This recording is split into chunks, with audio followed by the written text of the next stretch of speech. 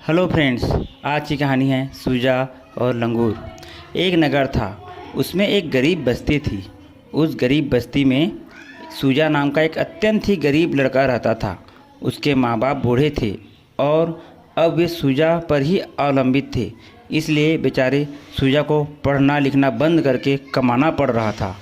सूजा सुबह सुबह ही फलों या सब्ज़ी की टोकरी लेकर निकल पड़ता था और शाम को वापस आता था। रात को वह पढ़ता था, आसपास के लोगों की सेवा करता था। सारी बस्ती के लोग उससे प्रसन्न थे। उसकी भी चेष्टा रहती थी कि कोई भी उससे अप्रसन्न ना रहे। एक दिन की बात है, सूजा आम की कैरियाँ लेकर निकला। उसकी बस्ती से शहर काफ़ी दूर पड़ता था। रास्ते में बगीचा था। गर्मी की मौसम में सूजा वहाँ सुस्ताता था और घने वृक्षों की छाया उसे काफ़ी सुहाती थी। उन वृक्षों पर लंगूर रहते थे।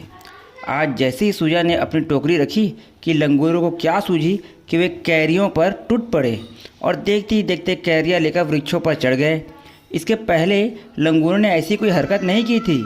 सूजा को बड़ा आश्चर्य हुआ कि करे तो क्या करे। लंगूर अब सूजा को कैरियाँ दिखा दिखा कर चिढ़ाने लगे।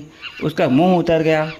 सूजा उन्हें आंखें दिखाता तो लंगूर भी उसे आंखें दिखा देते थे। सूजा को विश्वास हो गया कि यदि उसने शीघ्र उपाय नहीं किया तो ये लंगूर उसकी कैरियों को तोड़ डालेंगे। उसे सहसा याद आया कि मनुष्य को आपत्ति में धैर्य और ज्ञान नहीं छोड़ना चाहिए। धीरे धीरे उसे मालूम हुआ कि लंगूरों में नकल करने की बुरी आदत होती है। सो उसने टोकरी में बची कैरियाँ उठाई और उन्हें लंगूरों पर फेंकने लगा। अभी 2 ही पल बीते थे कि लंगूरों ने क्रोध में वापस कैरियाँ फेंकनी शुरू कर दी। सूजा भागकर वृक्ष की ओट में हो गया और देखते देखते सारी कैरियाँ ज़मीन पर आ गई।